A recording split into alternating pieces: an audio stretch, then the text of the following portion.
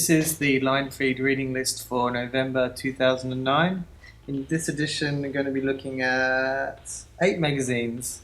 It's a nice even number, starting with a number 032C, which is a German magazine, and probably one of the few German magazines to have any sort of reach outside of Germany, really, which is probably because it's written in English.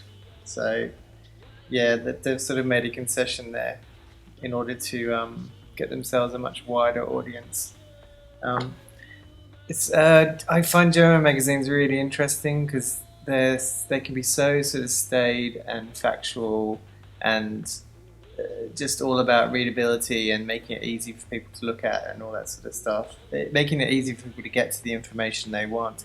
And yet they cover all sorts of crazy, wacky subjects. So you get this really interesting sort of tension between doing something that's really organized and really slick, and almost a bit, you look at it and you think it's a bit boring until you actually look at sort of the photography that goes along with it that's slightly crazy. Or it's like looking at Specs magazine or Brand Eins or something like that. They're all really rigorously sort of designed but slightly wacky. It's really interesting.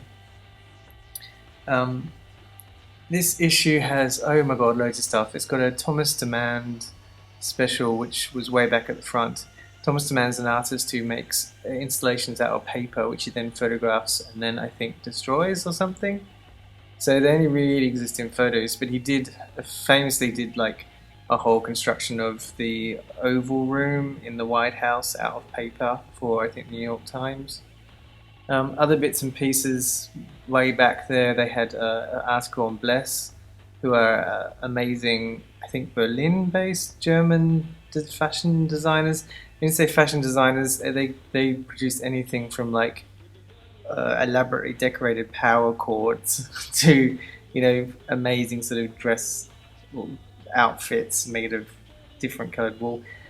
It's the length and breadth of the stuff that Bless has produced is too hard to sum up in the precious few seconds I've got here. There's a lot of fashion. There's this really strange fashion article which you're looking at now where they seem to have not only left the models unretouched, but they've deliberately sort of added makeup to make them seem more grotesque. Like Chloe Sevigny looks absolutely terrible, but I think they've done it on purpose. It's really, really odd. These uber glamorous people looking completely rotten. They've got a really nice section at the back called Select now too, which is new from this issue, where they just have snippets of art, design and culture of the highest caliber, I have to say. It's very good. I haven't bought the last couple of issues, but that one's definitely a keeper, as is the very last issue of Kasino A4. There's a few sort of friends and colleagues on the magazine blogs who sort of started lamenting the loss of Kasino A4, but then saying they are coming back. So I'm guessing that they're just sort of changing format or something. I don't know. Maybe it'll be an irregular publication, or I thought it was pretty irregular anyway. But anyway, this is apparently the last issue of Kasino A4. But it'll probably come back next year as like Casino or something. For those of you that don't know a lot about it, Casino are actually also a creative agency who, this is one of the things they produce. Some of the articles are crazy too, like this, they always have really interesting, wacky articles. It's from Helsinki, this magazine. That was about food that's actually poisonous if you prepare it in certain ways. So it's like, I think because it's the last issue, they've sort of weaved in a bit of a theme of death, essentially. Oh, and a bit, I wanted to point this out because it's a bit of that sort of occult themes that I've noticed coming up quite a lot, which I've tried to sort of weave a bit into online feed, sort of new interest in the occult, which you see in magazines and culture, and it's just popping up all over the place, especially in here. There's more photography. It feels like there's more photography than anything else in this issue, which is a bit of a shame because their writing is really crazy and interesting anyway. So I would have been happy with a slightly less photography. So there's a roundup of They just let the photographers they work with go nuts at the back here. But I kind of like it when they, work on a story together. And there's a big sort of retrospective of the issues as well at the back, which is good. It's a really, really good issue.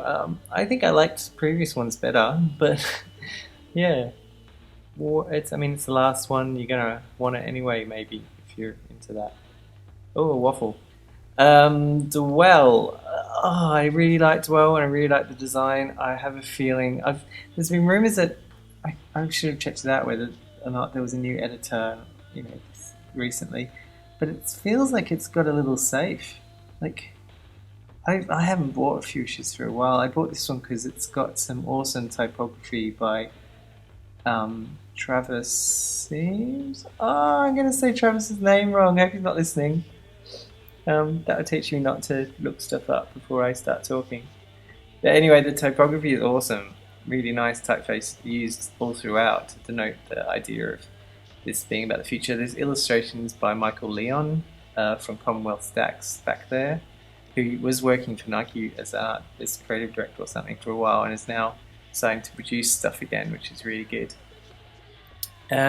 What else? Oh, there was a cake back there that was awesome too that looked like a pie chart.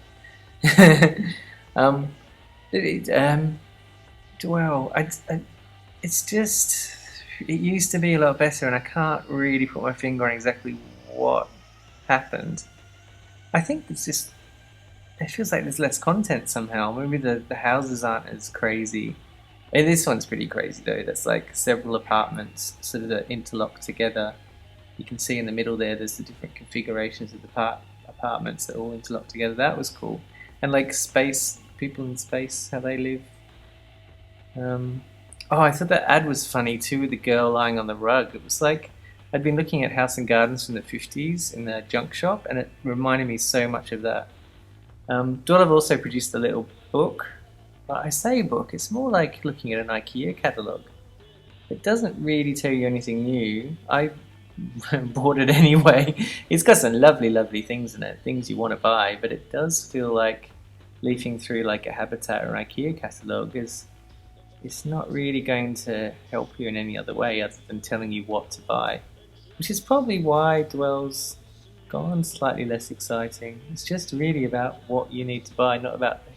They've lost sort of some of the historical context they used to cover in other issues and things like that. I think that's what it is. But that's enough about that, because we've got Little White Lies, which is one of my favourite magazines, and the only magazine I subscribe to at the moment. And this is the much hyped Where the Wild Things Are issue.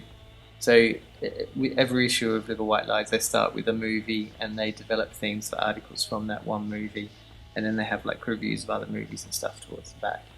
So this is stuff to do with kids' books and stuff.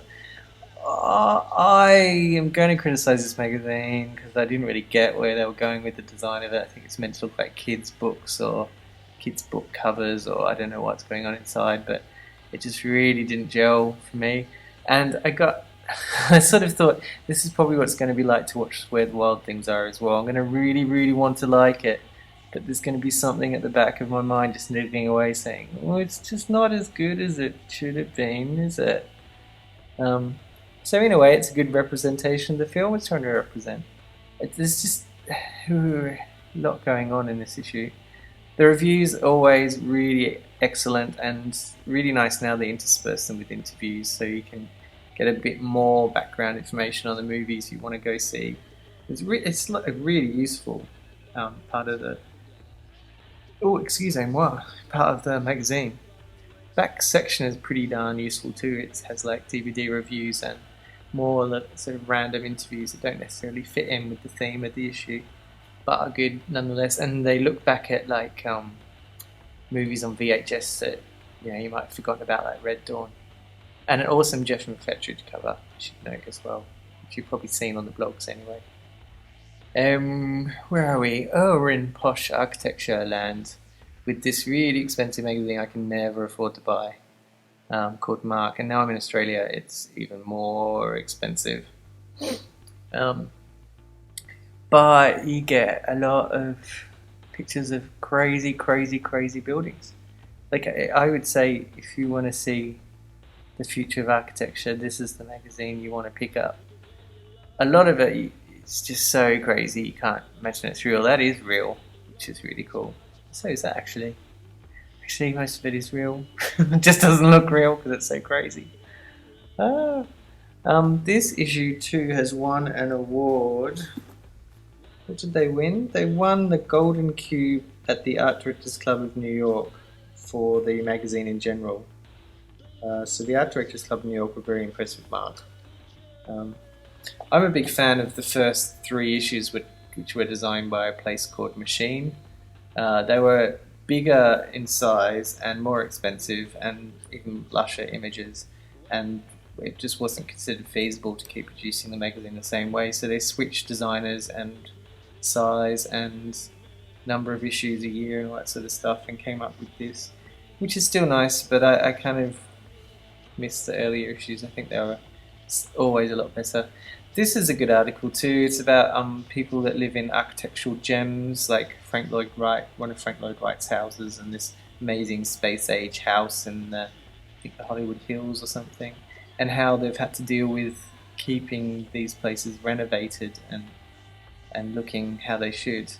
And then they have another article. You've probably seen these pictures. They were doing the rounds quite a bit. I think it's from a book of like some of the desolated sort of cities in America where the population is just sunk so low that they can't maintain a lot of the massive public buildings and they're just going to waste.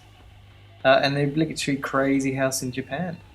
There's so much in there. It's a really good magazine if you can afford it. Neo 2, just ignore Lady Gaga on the cover. I've been trying to work out whether I should even mention her name. I've decided that she's one of these pop stars that doesn't actually like music very much. Doesn't seem to make any decent music or anything like that, so yeah, that's enough about Lady Gaga. But Neo 2 is good, and I haven't seen it for ages. Oh, some nice Jeremy Scott and Adidas stuff there that I wanted to buy. I saw it and was like, must purchase, leopard print. Neo 2, it's from Spain. It has a free font every issue, which is really nice. They just throw out something they've experimented with. It's really lovely, clean layouts, little quirky little details. And the nicest thing about it is they sort of mix a typical style magazine aimed at the younger market with like art and design. So you get like articles, you get fashion features, then you get features on types of furniture and crazy art installations, and it's a really comfortable mix. Yeah, there's some crazy furniture now. It's almost like pop culture for furniture geeks or something. Just gives you the impression that in Spain they've got a bit of a wider viewpoint of popular culture, really. That encompasses a lot more than you would see in a youth magazine from another country. So, Lady Gaga.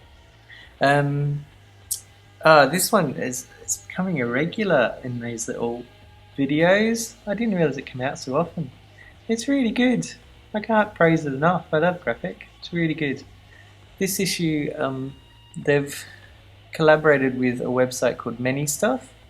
The idea behind Many Stuff is it's run by a chick called Charlotte Cheatham, and every morning she gets up and finds at least 3 to 5 or 6 a whole bunch of stuff that she thinks is really cool graphic design wise and posts it on a website. And from that, Many Stuff's grown into this like massive thing where they do exhibitions and put out publications, and this is like a huge sort of index of all the things that she's posted on her website since 2007. So I missed out by a year. But I think there's some YCN stuff in there that I've worked on. I did what I know a couple of people did, and I sort of had to search through to see if I was in there. It was quite exciting. But that's the index there. That's all the blog posts, and they've all got websites attached to them, so you can look up what it was and go visit the website. It's pretty much a manual version of the online experience. And then to complement that, there's a little booklet about many stuff and what they hope to do in the future, and how they sort of developed, and interviews and things like that. So another awesome issue. So get it. Acne Paper I reviewed a couple of times before. But the more I see it though, the more I think I really liked the earlier issues. They're a bit more crafted.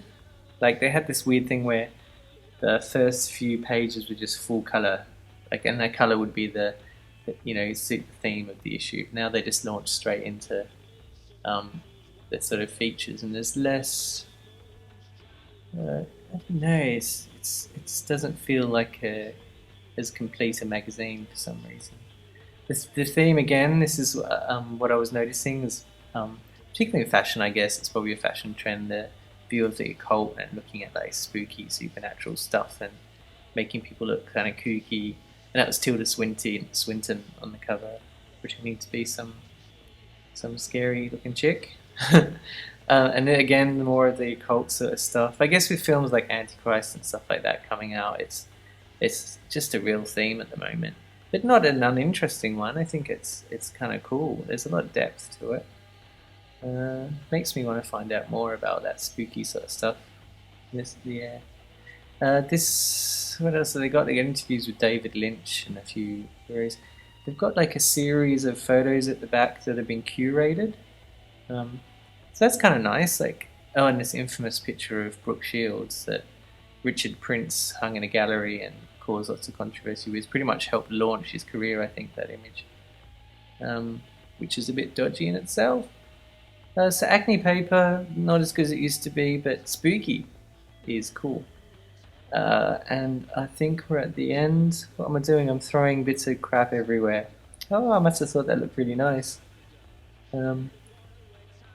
It's time for credits, I think. Come on, credits. Leave the credits. I'll go now when I stop talking. Thanks for stopping by, and see you later.